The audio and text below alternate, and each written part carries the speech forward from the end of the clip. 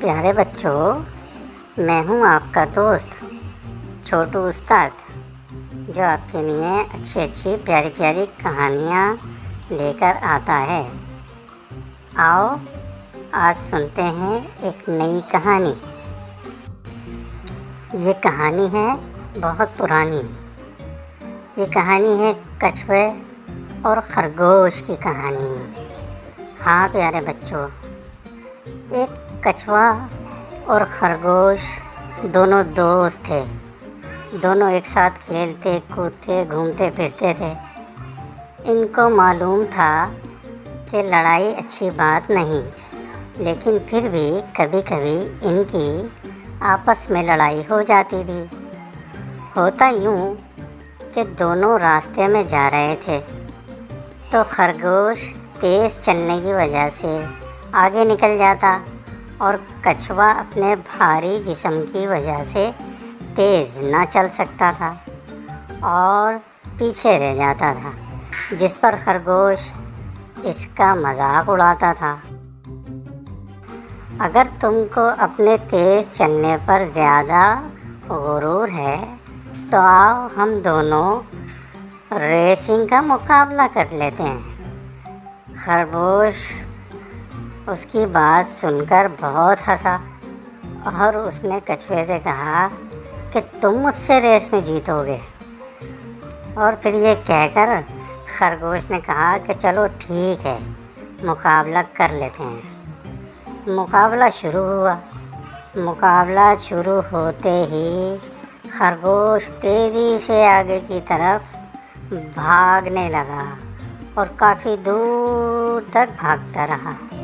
کافی دور جانے کے بعد خرگوش نے سوچا کہ کچھوا تو ابھی بہت دیر کے بعد یہاں پہنچے گا، جب تک میں یہاں تھوڑا سا آرام کر لیتا ہوں۔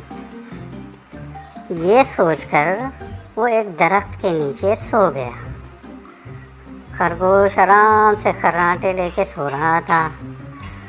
ادھر کچھوا آہستہ آہستہ آہستہ چلتا ہوا خرگوش کے پاس سے گزر بھی گیا۔ خرگوش سو رہا تھا، اس کو پتہ ہی نہیں چلا کہ کچھوا اسے کراس کر کے یعنی اس کے پاس سے گزر گیا۔ اور گزرتے ہوئے کچھوے نے خرگوش کو سوتے ہوئے دیکھ لیا۔ پھر اس نے تھوڑا سا اور جتنی تیز وہ چل سکتا تھا چل کر تیزی سے اپنی اس جگہ کو پہنچ گیا جہاں تک یہ مقابلہ طے ہوا تھا، یعنی اس لکیر تک پہنچ گیا اور وہاں بیٹھ کر خرگوش کا انتظار کرنے لگا۔ اب جب خرگوش کی آنکھ کھلی تو وہ بھاگنے کے لیے تیار ہوا اور اس نے دل میں سوچا کہ ابھی تک تو کچھوا یہاں آیا ہی نہیں ہوگا۔ پھر بھی وہ بھاگتا ہوا اس جگہ پر پہنچا۔ وہاں پہنچا تو اس نے دیکھا کہ کچھوا وہاں پہلے سے ہی موجود ہے۔ اب تو خرگوش کو بہت شرمندگی ہوئی کہ اس کچھوے نے اس کو ہرا دیا۔ اب تو وہ بہت شرمندہ ہوا اور اس نے کچھوے سے معافی مانگی کہ مجھے معاف کر دو، اب میں کبھی غرور نہیں کروں گا۔ دوستو، بچوں، ہمیں کبھی کسی کا مذاق نہیں اڑانا چاہیے، ٹھیک ہے؟ اور کبھی غرور نہیں کرنا چاہیے، کسی کو تنگ نہیں کرنا چاہیے، ٹھیک ہے؟